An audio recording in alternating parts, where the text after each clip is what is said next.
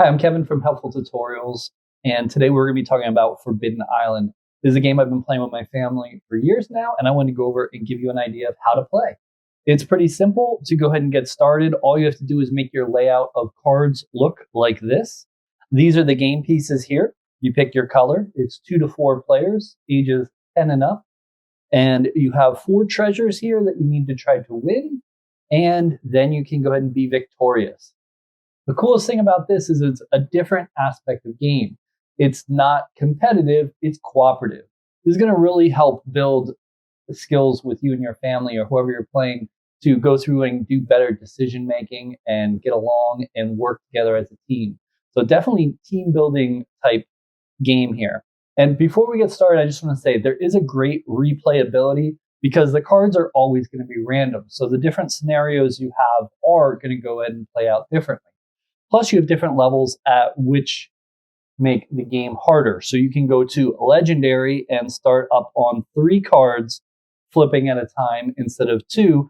And that's going to go ahead and push the game along quicker and be more difficult to try to pass. So the game's fun because you have that. And the idea is you start with your piece, and you will see a little piece here. So if I was yellow, I would start on this one here, the Golden Gate, and I would do that with another person. They would also pick. So we'll say red, and red is right here on the Bronze Gate. And then next, we would each mix these up, and these are the type of player you're going to be. And then we'll go ahead and hand one to each randomly. And this will go ahead and give you an idea of what you're going to do. So you have the Explorer and the Diver. So you'll have special abilities. It'll give you how to play.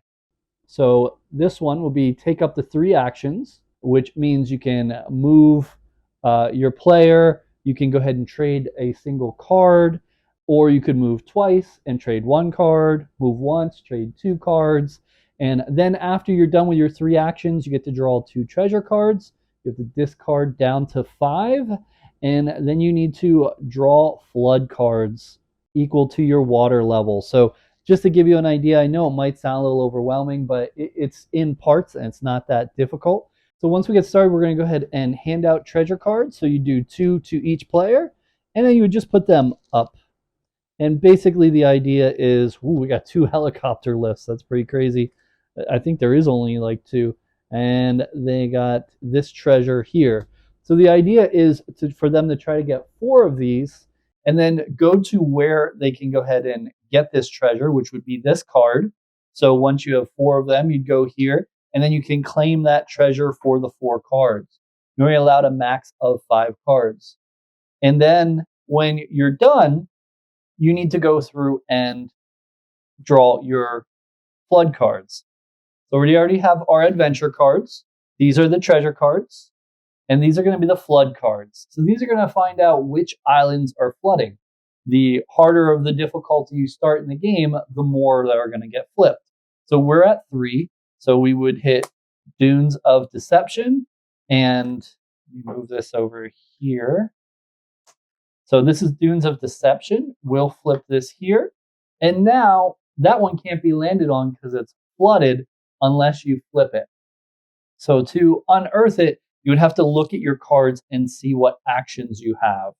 Back to the card that I was reading, my actions, I can move adjacent, not diagonal.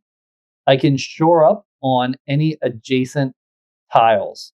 So basically, if I wanted to go ahead and open this up, I would need to go here, here, and now next to it, now I would put it back. That would make it back into the right area. So it's not flooded anymore. Now that took 3 actions, 1 to move, 2 to move again, and 3 to flip over. Now remember, each time you go through, you have to go ahead and draw these water cards. Now, there's other actions you can do. In this one, it's give a treasure card and capture a treasure.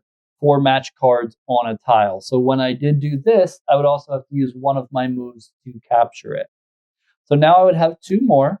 So then I would flip this one, the Watchtower. And it's fun just finding these 2. So this one flip, that one's not that important. It's on the edge. There's nothing special about that one. So I probably wouldn't worry about flipping that over unless I had extra moves. And then finally, We have Caves of Shadow, which is actually here. So we're going to flip this one. And this one I do want to go through and try to flip because a treasure is there. You know, you don't want to lose the cards because if you can't get over to the treasure cards, you're not going to be able to get them unless you already captured this treasure that's there. When you get all 4 treasures, all you need to do is get to Fool's Landing, which is right here. So you get here, and then you would need a helicopter lift, which we got lucky and got 2 of them. And we would be able to go ahead and get lifted off the island with our treasures, and we win. So again, it's a cooperative game, so you're working together with 2 to 4 people, which is really nice to help build teamwork, and it really helps with outside of the box thinking because you have multiple people thinking what to do. This is Forbidden Island. It is in a tin, not a box, which is really nice, so it stays in good shape and it's protected. If you like this game and you want to try something harder, their Forbidden Desert is another one that they have available, which is kind of the next step up. So first you would get good at this one, and if you want a more of a challenge and you're already going on a legendary on the Water Rising, then I would definitely recommend that one. But if you haven't started this one, definitely do it. I play with my son since he's been about 12 and he's had no problem. I do have a younger child, which I've tried when he was 5, and he wasn't really into it. So they say 10 and up. I'd probably say like 8 and up. About then, you could probably start introducing them, but 10 will make it easier. So that is the game Forbidden Island. I hope that helped. And like I said, this game will give you plenty of enjoyment for a while. It's definitely one of our top games, especially when you don't want to have that competitiveness come out and people yelling at each other and you want everyone to get along. This is a game for them. So I'm Kevin from Helpful Tutorials, and that's my review on the Forbidden Island. Hey everyone, before we wrap up, I just want to let you know if you're interested in purchasing the product I reviewed today, there's a link in the description box below. Just to be completely transparent with you all, I do earn a small commission from any purchases made through the link, but it doesn't cost you any extra. But using my link will go through and support my work, and I generally appreciate that. Your support helps me continue to create more content and provide honest reviews for you. If you'd like to see more product reviews, feel free to visit my Amazon storefront below. Thank you so much for your support, and I hope my tutorials continue to be helpful to you.